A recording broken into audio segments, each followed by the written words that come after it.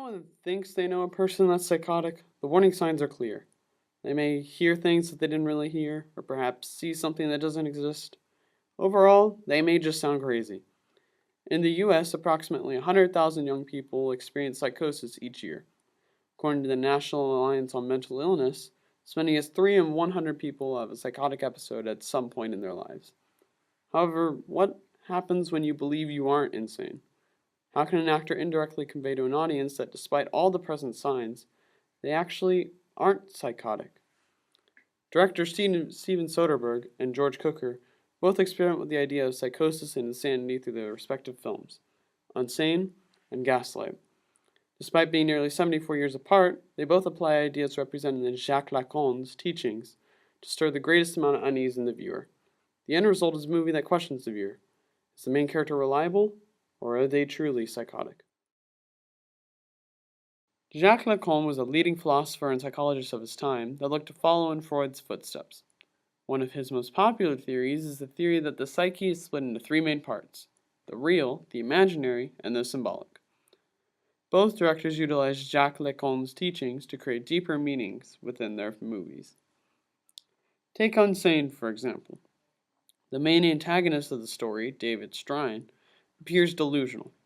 He obsesses over the main character, Sawyer Valentini, despite her attempts to remove him from her life. It's fairly obvious that they have no connection or spark whatsoever. This is actually a proper way for the imaginary to develop, as it refers to unattainable desires. However, it's the symbolic, or how he goes about acting on his desires, that matters. The way David creepily expresses his love for Sawyer is extremely unrealistic and shows that somewhere along the line, something developed improperly. Soderbergh also demonstrates how incompatible they are symbolically through the costumes. While Sawyer is stripped down to normal, casual clothes that the mental hospital provides, Strine is wearing more formal clothes, much like you would see on a date. There is a physical and symbolic disconnect between the two, but Strine is ignorant to it and insists that they can fulfill this fantasy relationship. When it comes to Gaslight, though, Paula exhibits similar emotions as she's being gaslit. However, the film, when compared to Unsane, relies more on displaying the physical actions, the symbolic, that occurs within a corrupted psyche, versus displaying the mindset, the imaginary. Cooker's heavy emphasis on keeping the action in the middle of the frame, such as in this scene, supports this idea. I'm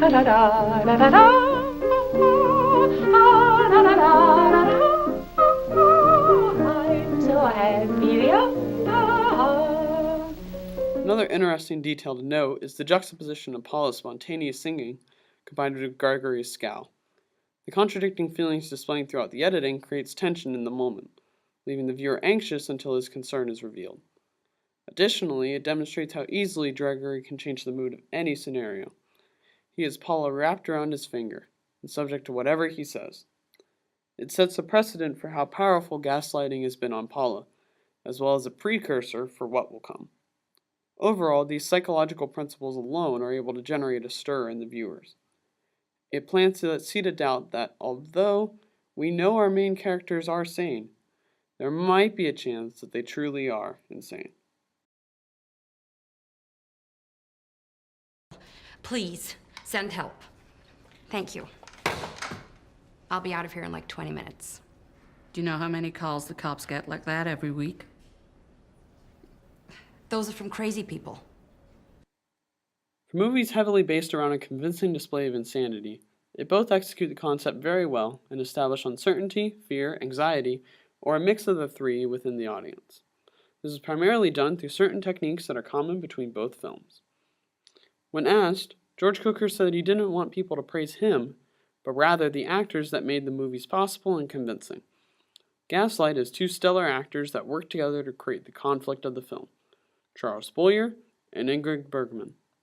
Although the context of the conversations are quite toxic, these two weave together an intricate performance with their dialogue. What reason? I didn't know that about your mother. What about my mother? Your mother was mad. Oh, Gregory. She died in an asylum when you were a year old. That's not true. For the most part, the role of conveying psychosis is and Unsane relied on the job of the main actor, Claire Foy, who played the role of Sawyer Valentini. From an acting standpoint, she was paramount for conveying this troubled character. The trials Valentini had to go through were stifling. She tries to taste reality, only to be harshly reminded of the world around her, and then unknowingly committed to a mental hospital with her stalker. In regards to Foy's acting prowess, she morphed Valentini's story into trying to prove to the audience that she isn't crazy. However, when we watch Valentini mistake a staff member for her stalker, along with other mistakes, we begin to doubt that she isn't reliable with us telling her story. As with any movie, though, editing is extremely important. Unsane is definitely not lacking in this area, despite being filmed on an iPhone. Take this one scene for instance. With such a unique way to film an event, the audience is not only jarred for a quick second, but given the short amount of time, Soderbergh is able to show just how crazy she is. While Gaslight may not have the same amount of post-production work, it does feature intriguing angles and placements of the camera. With this long, drawn-out scene, the camera almost always has Paula in the shot, and ensures to keep her facing towards the camera so we can see her expressions. As we watch her facial expressions morph, as she is slowly being gaslit and being put right under Gregory's control. Furthermore, the placement of Gregory in regards to Paula demonstrates the power he has over her, as he's dominated and influenced her mind to the point where she's become dependent on him. This scene is a prime example of gaslighting, and as with the previous scenes, compounds to where Paula begins to reach a tipping point into a psychotic episode.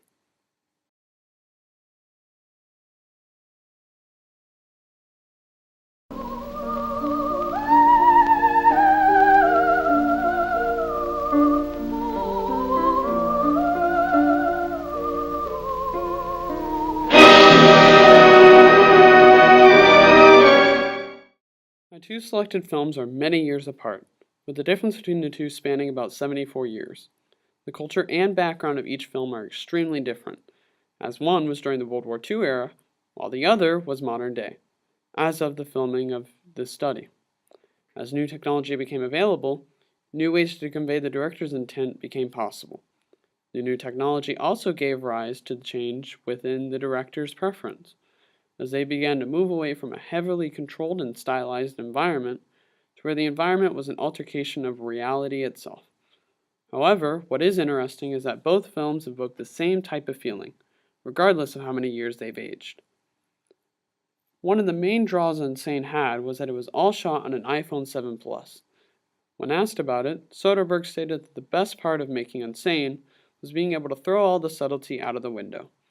When it comes to how the movie feels, the iPhone quality makes it feel unnerving, due to the seemingly infinite field of depth.